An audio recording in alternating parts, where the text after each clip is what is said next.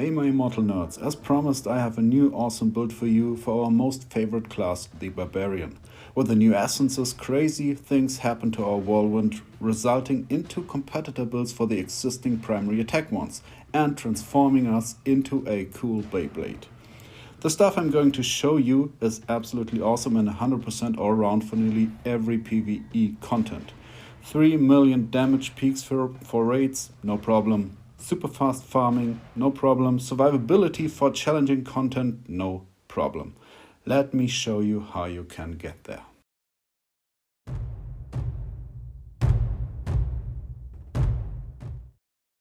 The Whirlwind is back, which is mostly because of the new essences we received in Inferno 5. There are combinations that boost our crit chance and damage. I'm going to show you the combos, giving you a summary of the essences, show you the preferred gems, sets and curses. Let's start with the Legendaries and the combinations. We begin with the most crucial one for this build. It's the Fallow field. The essence where you don't use energy for your whirlwind anymore, but instead use your life energy. That is really cool because the damage of the whirl is higher than the existing ones of the essences. And in combination with the new chest piece, the Indignant Survivor, you have a cool combination.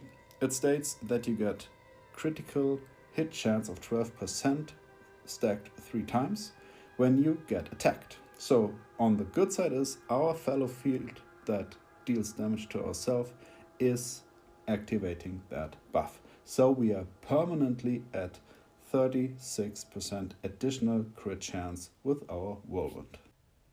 We combine this with our Leap.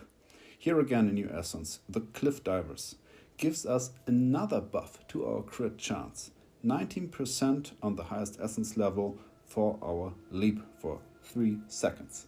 The good thing is Leap makes us fast, so in combination with the Whirl it activates a hidden sprint on the Wrath that still works, and it just boosts our speed because we leap forward and we deal a heavy blow of damage to enemy elite packs here. So we combine it with the Selenas Iron because we don't need a primary attack anymore with that build. We don't have a frenzy or lacerate or whatever in there. We use that essence for the leap. We deal a cool AoE damage with a 10k damage, and we can double dash, so we can create 2 of those fields, and that just boosts our damage and our speed. Next one is the shoulder, the Ox. It gives our Whirlwind another bleed. So we starting with a huge damage with a boosted crit chance twice. We have a nice AoE and now we adding a bleed. So an additional damage source. And in combination with the Falling Thunder, we get for an enemy that bleeds another 28.5% damage. So we use that bleed combination with additional damage and additional damage boost. Bringing us to our 2 missing pieces, the helmet. And in this case, the helmet is pretty interesting because it can be changed. I have a slide for you later for that. We start now with the Battlemasters helmet because you have another damage boost here of like 30%. You can use it for your party and yourself. So that's why it gets all round. You're still a supporter. We don't have Sunder in this build anymore. So we go with the Demoralize, with the Warcry here, and boost our damage and the party's damage. And later on with the Vithus, you see we really still are in a supporter role even in the dungeons.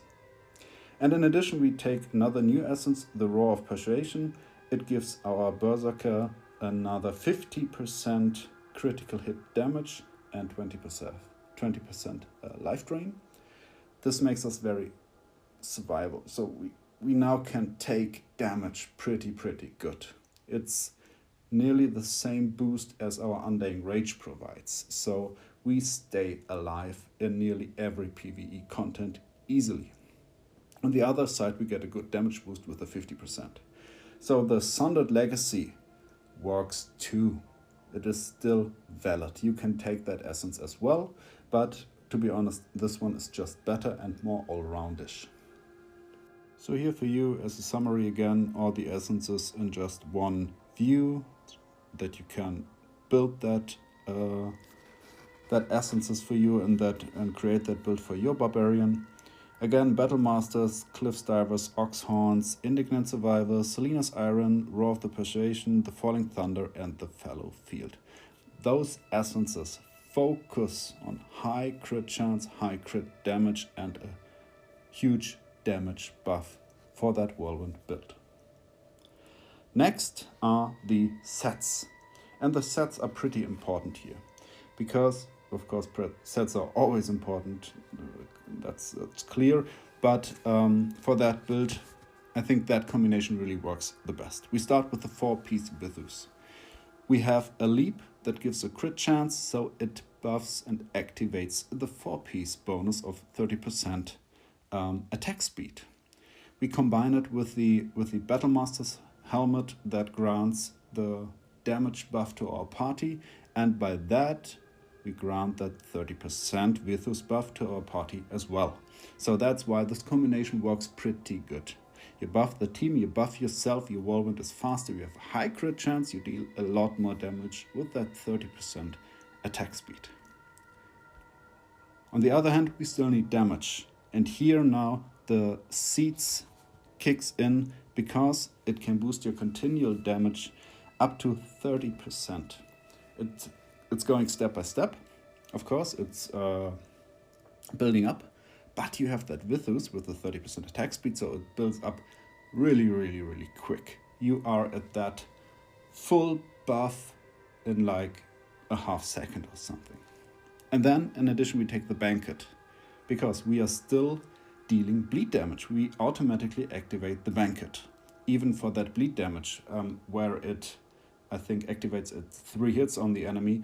Those is like done in once you whirl, you instantly have 3 hits up. So it's working pretty good. By that you gain 45% additional damage. And this is exactly for when you go into boss damage. This is crucial, and this is why this build works. Having already a crazy buff with the Legendaries itself, with the sets, everything focused so much on damage to really boost that build, we complete it with the perfect gems in here. And for that, and for this build, I think a gem that is really, it's still quite new, I think, but was not used or mentioned anywhere, now gets in the focus again. It's a rank 1-star gem. It's the Eye of the Unyielding. That one improves your continual damage by, at rank 10, 16%. And this is the same as the Berserkers is doing. It's the same as other rank 1 damage gems are doing. And you now can get easily and very cheap a cool gem to boost your damage. So if you don't have it and you're thinking about switching a gem for PvE and wanting to improve your damage, that one for the wall build is your way to go. What else fits in very good? Of course, the Pain Clasp, anyway, 24% damage once there's a continual damage on the enemy. We have the bleed, we have our wall itself. We have a Vipers that I suggest as well, because a Vipers hits anything instantly, so it's always up, and you have a cool damage boost. And lastly, the Berserker's Eye, because you have 16% damage again, and 2% crit, which is not very relevant for this build, but it's a cool thing. We take it. Why not? Coming to other gems that I suggest, the Salads. Salads is still pretty good. It gives you for the boss damage, and that's why I even prefer it before the Berserkers, because it gives you 18% damage, not 16, and it gives you 4% of damage for elite and boss mobs. So you deal more damage to bosses. And Whirlwind, we know, before it was only open world, but now with that crazy damage we go into the dungeons and we even go into the raids. We have a huge damage output that can be utilized for every PvE content. So for the rest of the gems, a Jade, of course we want movement speed, we want a damage buff, that is cool. Even if we deal damage to ourselves, because the Jade only works on max if we are at full HP. We heal, so we are always at 100%.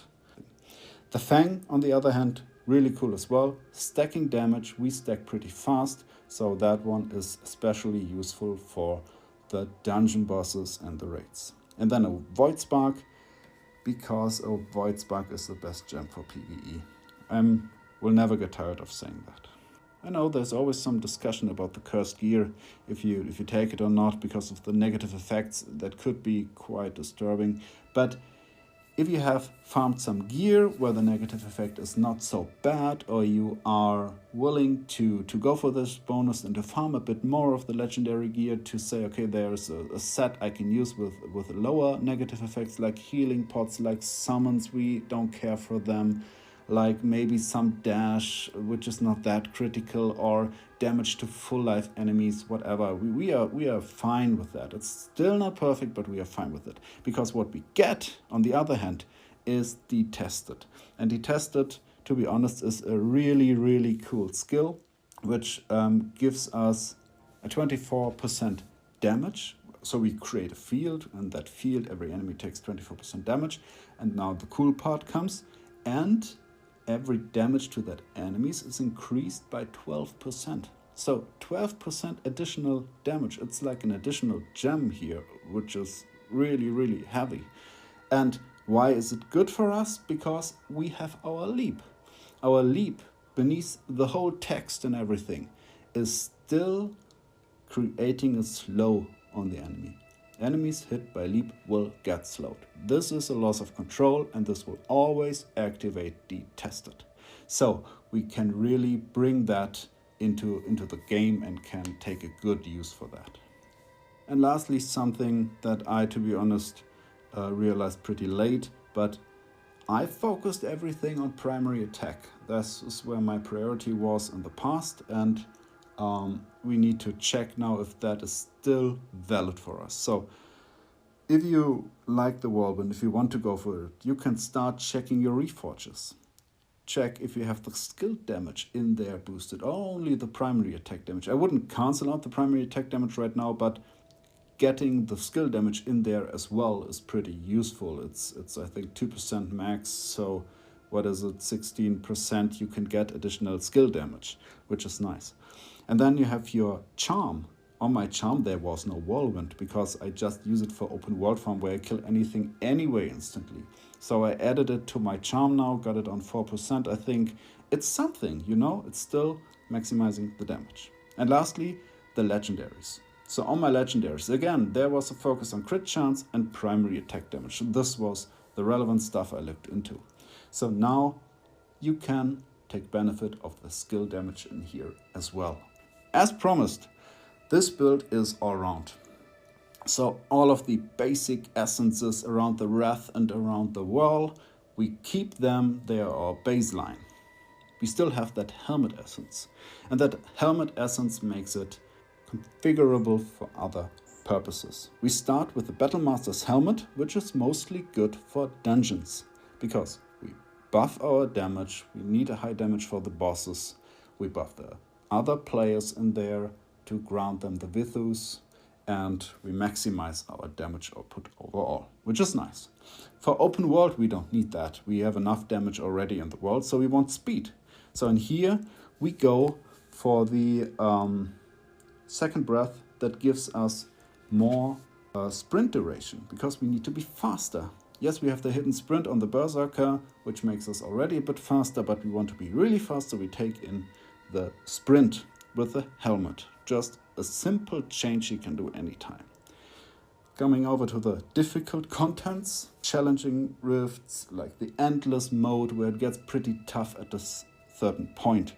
And here we say we still want that damage, but we want our Undying Rage. So we switch the essence to the horns, where we get another 10% damage once we kill mobs. It's stacking and it's available then for 10 seconds, even with the Vithus buff, it's there for 13 seconds, so it's really easy to activate and hold that additional 10% damage, while we can equip now Undying Rage without losing any benefit and have the chance to stay alive longer.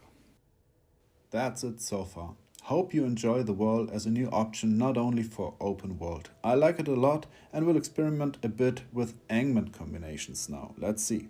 But for next video I will deliver you a build for PvP, all tactics enhanced with new essences to get crazy CC vampires. Subscribe to get the notification and have fun gaming. See you soon.